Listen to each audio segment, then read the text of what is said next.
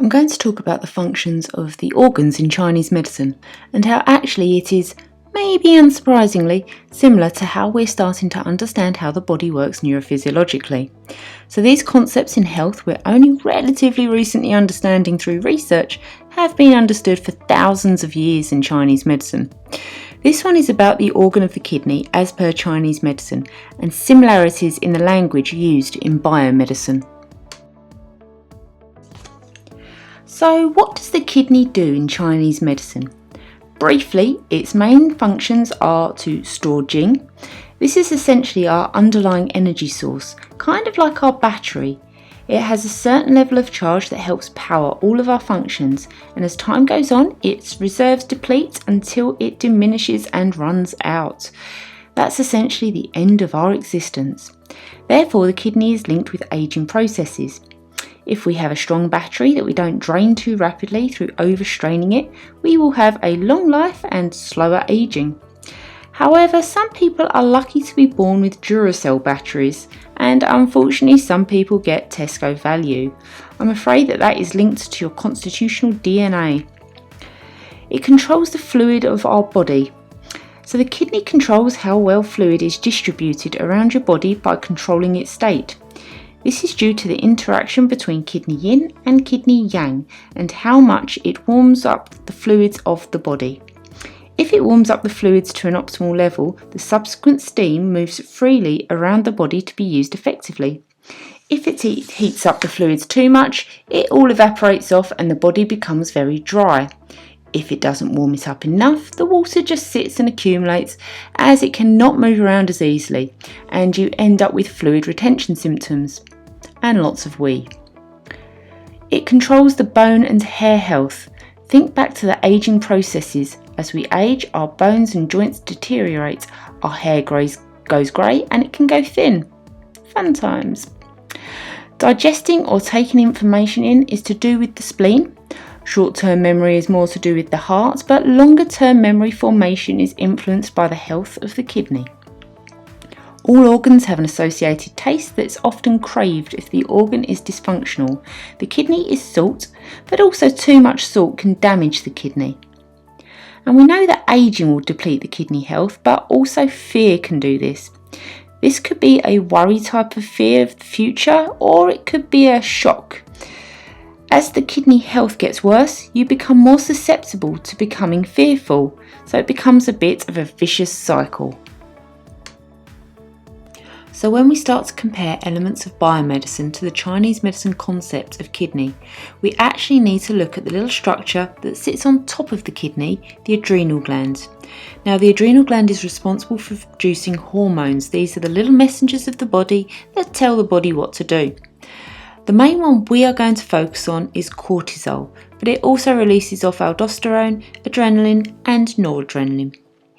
When a stressor affects you, now this could be a physical trauma or an injury or something that scares you, for example opening your work email inbox to see 500 emails that need dealing with, or something that's really making you excessively worry.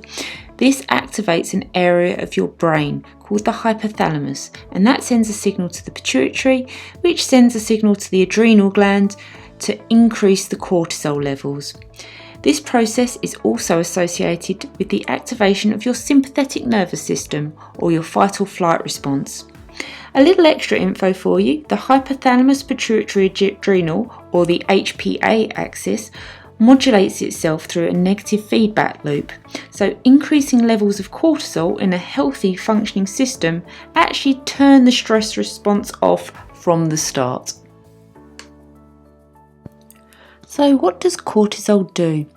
One of its big roles is to regulate metabolism.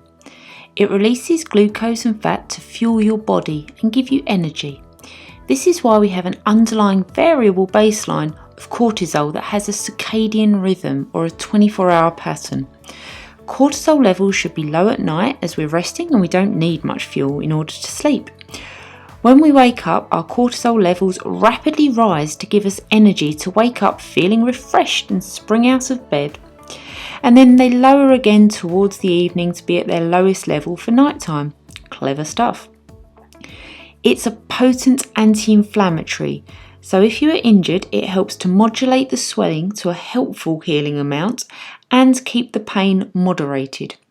Probably one of the reasons why inflammatory pain is worse at night is because our cortisol levels are at their lowest at the night time.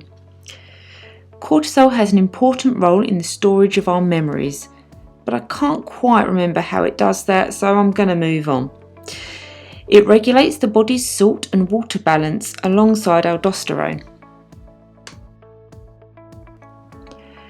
This is me trying to demonstrate similarities between Chinese medicine kidney and the adrenal gland. However, we cannot say that one directly correlates to the other.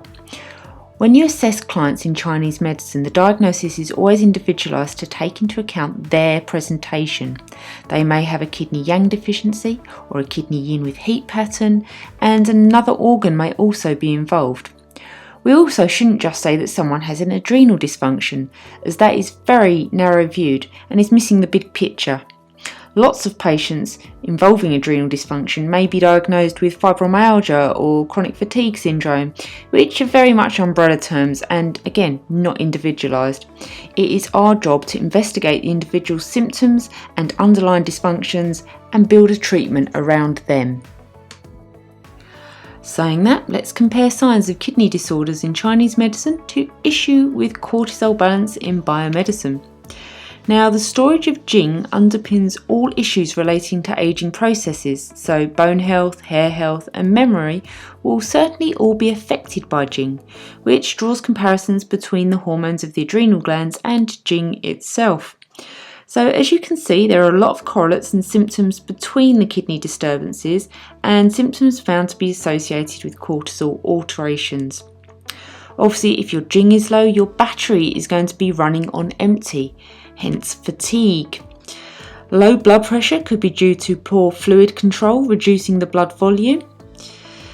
Bone health, osteoporosis, this could be due to poor osteoblast formation, which is inhibited by high levels of cortisol, leading to osteoporosis. Osteoarthritis studies show that the pain at joints is more likely due to central sensitization than by poor bony surfaces. And as cortisol is the main anti-inflammatory, if it is low, inflammation will be proportionately higher and pain sensitivity will be increased, a la joint pain. Cortisol in high levels can stimulate hair loss, and although it was looked into as they thought it was responsible possibly for greying prematurely, they actually found it's noradrenaline, which is also released from the adrenals. Ageing has been shown to alter adrenal function, which ultimately leads to a reduced stress tolerance, meaning that the stress response is more easily activated and tends to last for longer, leading to mood changes associated with ageing. And ongoing stresses can also damage the function of the HPA axis, meaning that, it is damaged by fear. Remember, we talked about the negative feedback loop of increasing cortisol levels switching off the stress response. If you have ongoing long-term stresses where you have increased cortisol levels for a long period of time, this function becomes impaired so that the stress response is more easily activated and subsequently harder to turn off, meaning that the person remains stressed and is much more constantly stressed and probably leading to a much more anxious or a fearful person. Chinese medicine and biomedicine are two totally different medical systems with different organ structure, diagnostic and treatment principles. However, as you can see, there are a lot of similarities as shown by how we understand disorders of the adrenal gland problems being reflected in the Chinese medicine definition of the kidney. And this is what I find fascinating, how Chinese medicine for thousands of years has explained health in a way that we are now only starting to explain using our own terminology.